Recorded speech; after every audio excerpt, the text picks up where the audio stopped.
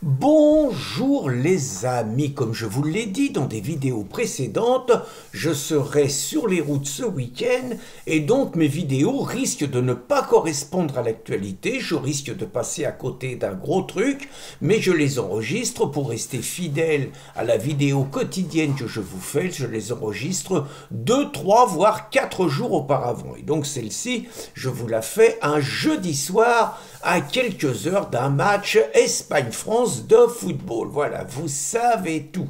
Donc j'ai envie de vous faire cette vidéo aujourd'hui, quelques minutes, quelques jours peut-être même, après l'annonce par les juges, par le parquet de Nanterre, des 55 pages d'accusation contre le policier Florian, jugé responsable de meurtre, rien de moins, pour avoir tiré sur celui que je n'appellerai jamais Naël, mais que j'appelle la racaille Naël Merzouk. Alors j'ai vraiment une réflexion sur ce thème-là, parce que tout est biseauté dans cette affaire.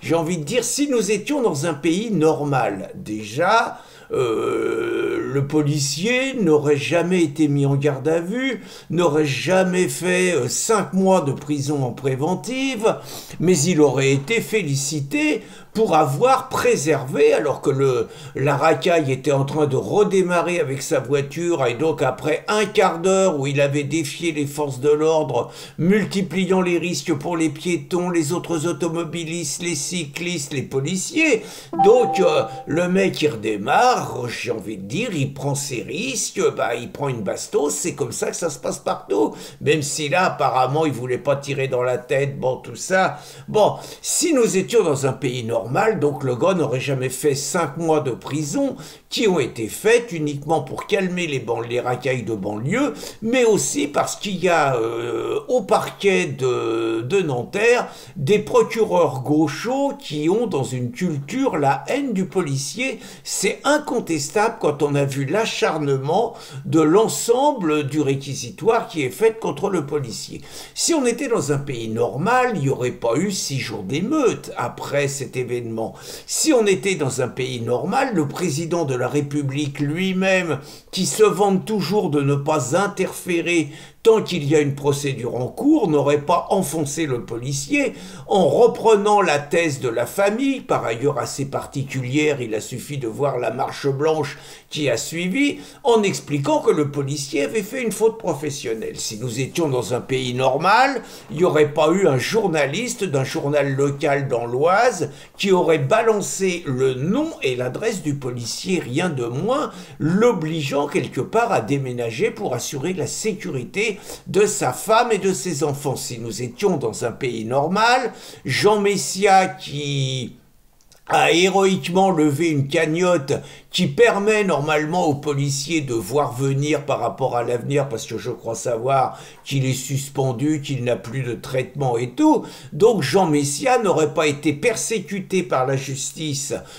pour avoir levé cette cagnotte, alors que du côté de la famille Merzouk, qui a eu exactement la même démarche et que le parquet n'est absolument pas intervenu. Donc si nous étions dans un pays normal, naturellement le policier ne passerait pas devant les assises et ne risquerait pas 30 ans de prison pour meurtre. Le problème, c'est que nous ne sommes pas dans un pays normal.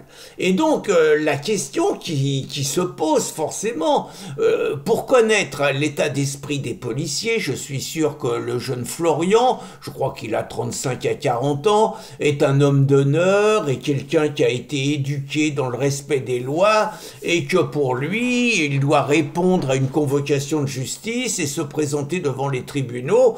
C'est une question d'honneur, doit-il penser, et je ne le voit même pas envisager la fuite à l'étranger parce qu'il ressentirait probablement cela comme un déshonneur.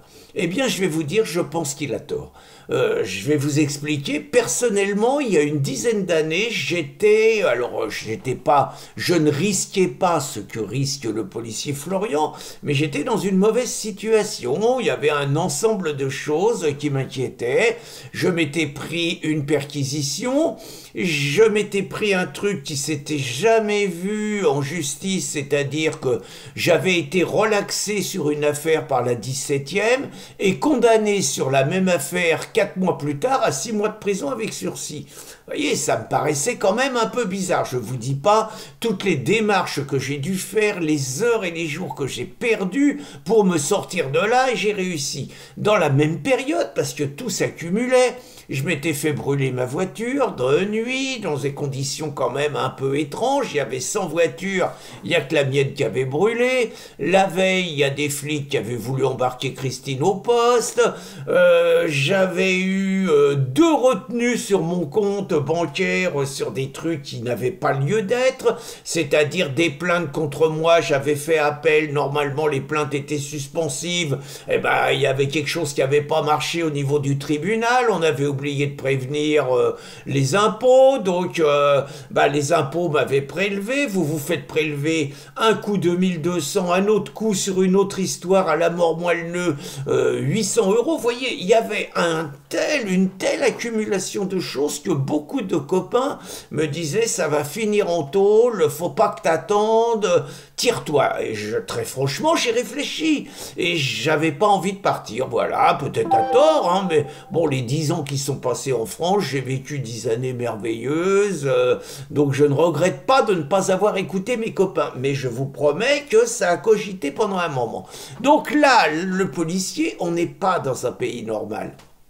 Quel intérêt a-t-il à aller à l'abattoir devant un tribunal où il va avoir des juges hostiles, où il va avoir des médias hostiles, où il va y avoir des manifestations contre lui, où les juges vont avoir des pressions en disant « Bon, les mecs, faites pas les cons, vous avez vu, on s'est déjà pris 6 jours d'émeute suite à la mort de Naël, si vous relaxez le policier, c'est les banlieues à feu et à sang, jouez pas au con, pensez à la France. » Vous voyez, ça va à peu près être ça. Vous allez évidemment voir les réseaux sociaux, les manifs d'insoumis, vous allez avoir la mère qui ressemble à une Palestinienne, là, qui va encore faire son cinéma dans tous les médias en disant que son fils lui manque. Ça va être la totale.